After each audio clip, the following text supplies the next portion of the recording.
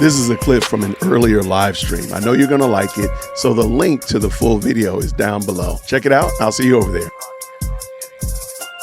My first 72 hours was a little bit different on my end. Nobody cares. When Mitchell, my PR agent, sent me a very kind message about the infinite press requests that we had been receiving, people seeking a statement for me regarding how I felt about Charlie's public assassination, I wanted to physically assault him.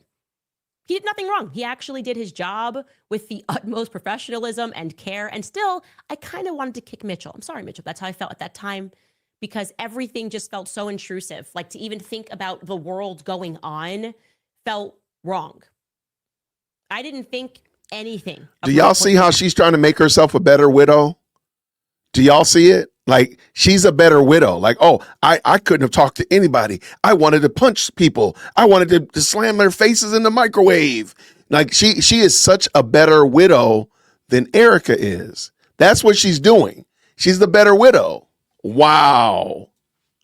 At that time or beyond it, other than what I stated publicly, which was that Turning Point USA should have waited and instead appointed an interim CEO to allow Erica the time that she needed to grieve, rather than her having to deal with everyone questioning her moves as a CEO.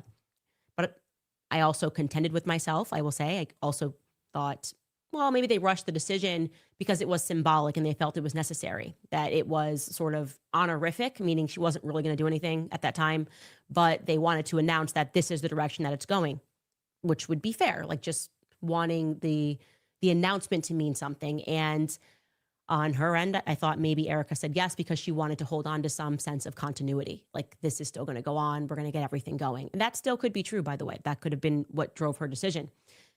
But of course, looking in retrospect, it is stunning to me that Erica chose not to bring a single member of her actual family with her to Utah. Something that I just sort of missed at the time.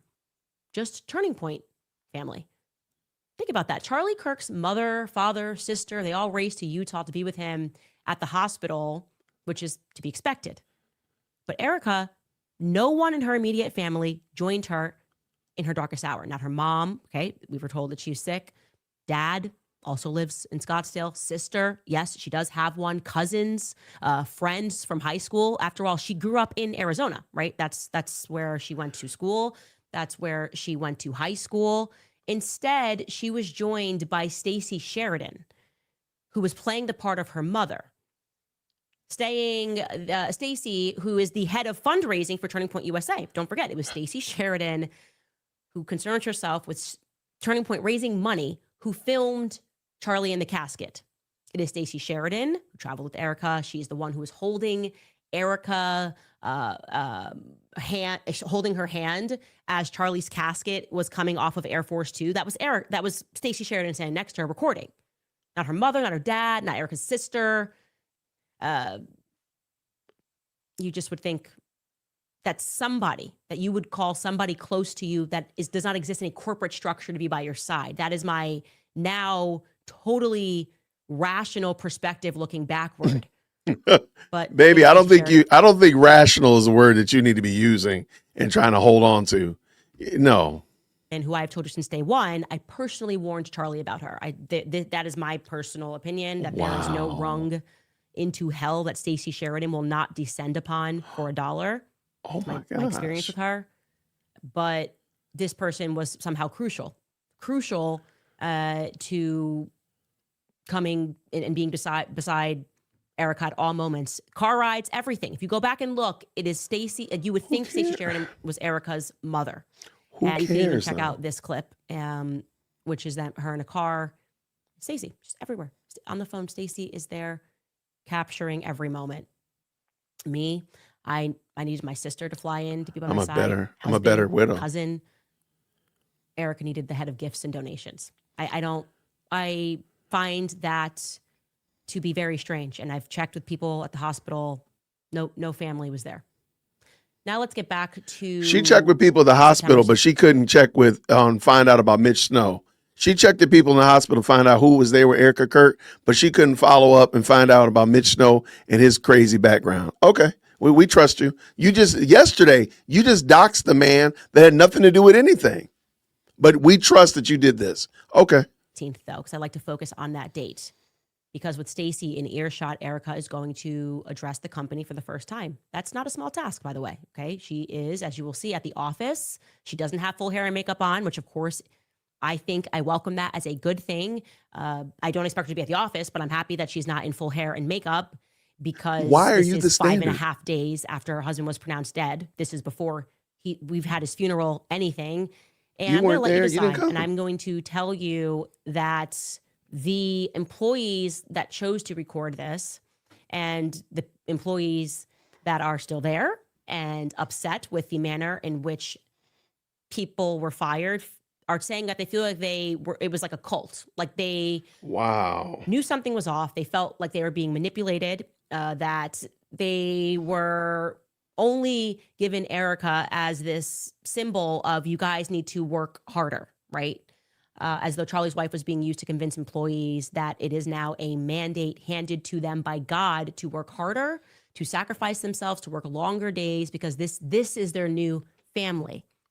Like this word, I've always been struck by this, describing the employees like a family, to drive them to work like horses, only to then fire them after $250 million is raised, is wild. You and this Okay. $250 million are crazy. Like I said, at least she is not dressed in hair and makeup. She is at the office. I would say the bad news is that once again, Erica is going to stop herself from using the word happy in the context of Charlie and how he must be feeling in heaven. I'm going to let this play out for 5 minutes straight, and there is no context needed other than this is 5.5 days after her husband was publicly assassinated. And yes, in the background, that is Terrell Farnsworth, the guy who took down the cameras. Yeah, but we are going to see some grief. So I'm going to allow you guys to watch this for 5 minutes. Had private conversations with him. I want you all to hold on to those. And I want you all to remember those. So Did you guys have the beginning of this? This woman is evil. There's a new level. Oh, okay. I wanted the whole beginning, but it's okay. We can go back to it because I wanted the beginning because she starts by laughing. But we'll play this and we can post that later if you guys can. I want the full 5 minutes ending at 7, full 5:17 so that we don't cut it. But we can play this to start. Had private conversations with him. I want you all to hold on to those. And I want you all to remember those so deeply. I want you to journal about them. I want you to be able to tell your kids about them. I want you to put those in your heart as why you're still here with the Turning Point USA family, because that's what we want. And like I said to our small group after whatever day that was that I did the thing on TV, how many days are still rounded Friday. I told the team, I said, Turning Point USA will continue like my husband always wanted, and it'll be bigger than ever. And we're going to honor him by doing that. We're going to stay humble. We're going to work hard because that's what he would want. And we're going to just make it grow. And we're going to keep our eyes fixed on heaven. And, like even Stacey said, he's going to find ways to speak to us.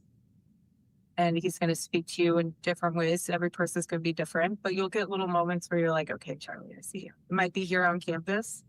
It might be in the quiet moments of the night, but he's here and he's more alive than ever. And he is, he's going to guide us. And we just have to remain humble. But again, what I told the team was, I will fight like hell to make sure that all of you have a job here. I don't want anyone to think their job's in jeopardy, because your family, if you choose to leave, that's different. I never will. And I promise you, I will make sure that I never allow a point to where you have to leave because we cannot financially afford you. That makes sense. And that is a promise. I want our family to stay together the best it can.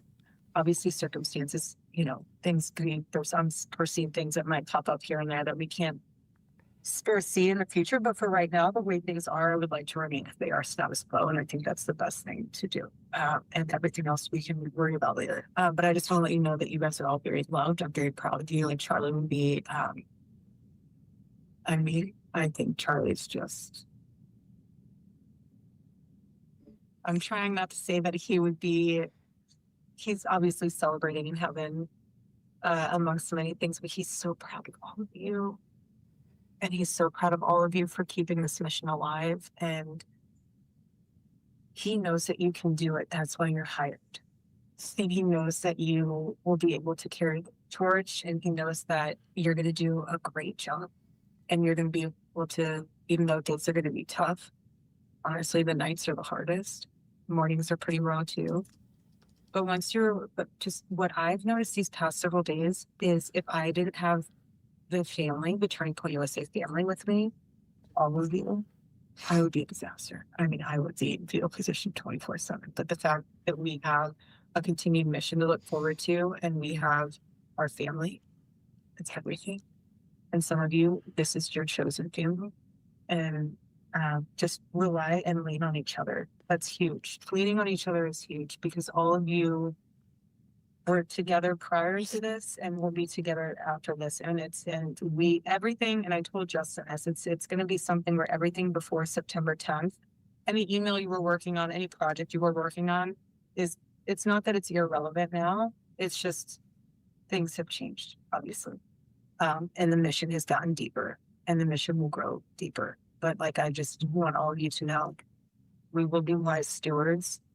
We will be vigilant. We will be humble. And I just want you to know that, again, I'm with you. I'm here. I'm not going anywhere.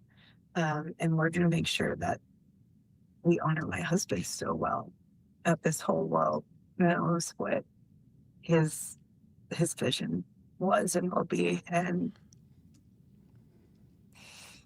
it's just, I feel so blessed and honored. Man, imagine finding problem with that. Blessed and honored.